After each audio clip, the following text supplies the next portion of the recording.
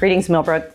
Today I'd like to introduce you to one of my favorite saints, Julian of Norwich. I'll tell you a little bit more about her in just a moment, but I have learned so many rich, spiritual, impactful messages from her and or spiritual lessons, but the most significant of which is about God's care for us. And she has this one image that just says, stayed with me over my adult life. One of the spiritual practices I use is the use of a touchstone.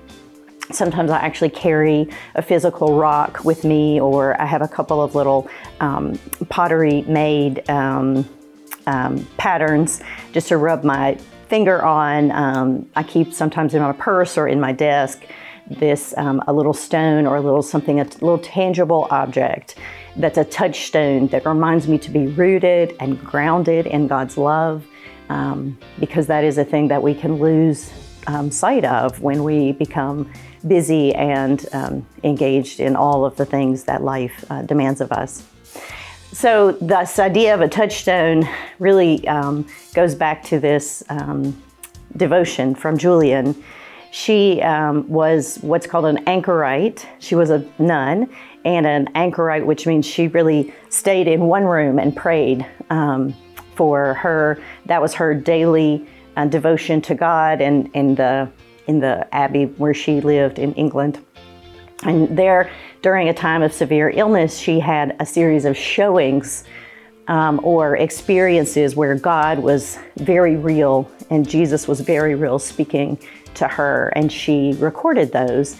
And she's the first known female writer, a spiritual writer, to write in English. We think there were others before her, but they may not have penned their own name because most of the writings were by men.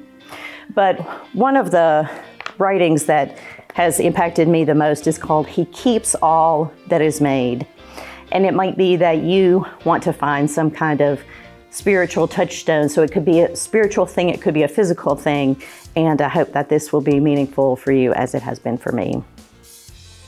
He showed me a little thing the size of a hazelnut in the palm of my hand, and it was as round as a ball. I looked at it with my mind's eye, and I thought, what can this be? And the answer came, it is all that was made. I marveled that it could last, for I thought it might have crumbled to nothing. It was so small. And the answer came to my mind, it lasts and ever shall, because God loves it. And all things have being through the love of God. And in this little thing, I saw three truths. The first is that God made it. The second is that God loves it. And the third is that God looks after it. What is He indeed that is maker and lover and keeper? I cannot find the words to tell. For until I am at one with Him, I can never have true rest nor peace. I can never know it until I am held so close to Him that there is nothing in between.